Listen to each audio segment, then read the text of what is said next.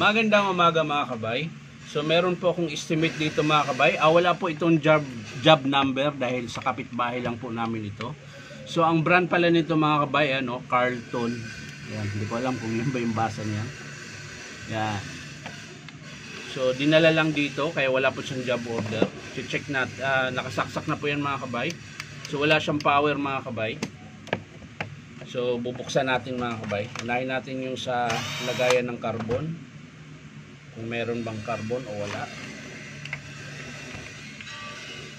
So ayan mga kabay, may carbon naman po siya bago. Ayan.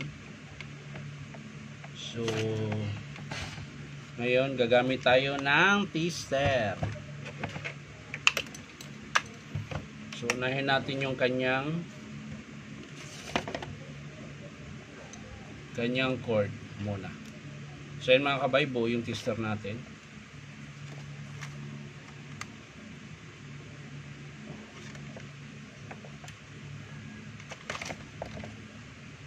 I-tester natin yung sa kanya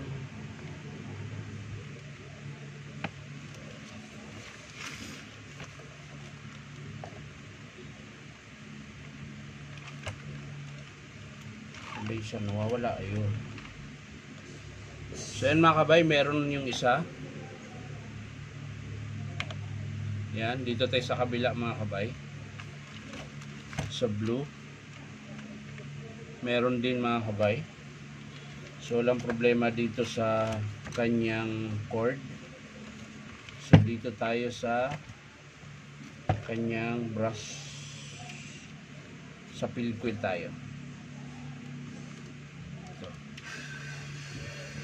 Isa, at saan na yung isa? Wala. Tama ito yun. So wala pong contact sa pilquil mga kabay. So bubuksan na natin. Dahil wala naman pong problema sa cord. So tingnan natin dito sa kanyang pilquil. Angat lang natin yung carbon mga kabay.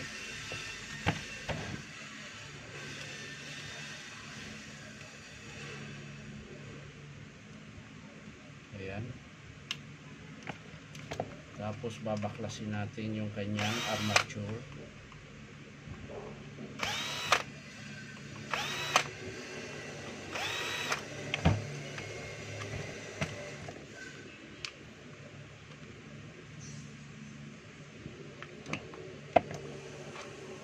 Yun mga kabay,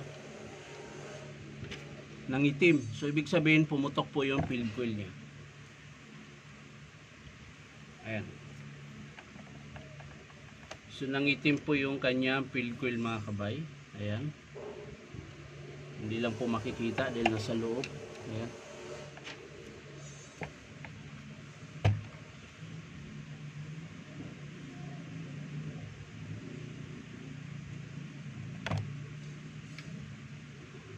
So yung gear niya mga kabay ay may tama na rin. Kaso lang, ayan, so i-estimate na lang natin ito mga kabay.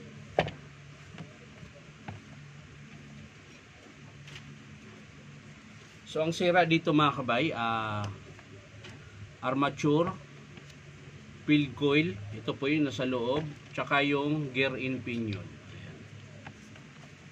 So hindi ko na po ipapakita sa inyo mga kabay kung paano buuin. Papakita ko lang sa inyo mga kabay kapag in-approve ito ng customer.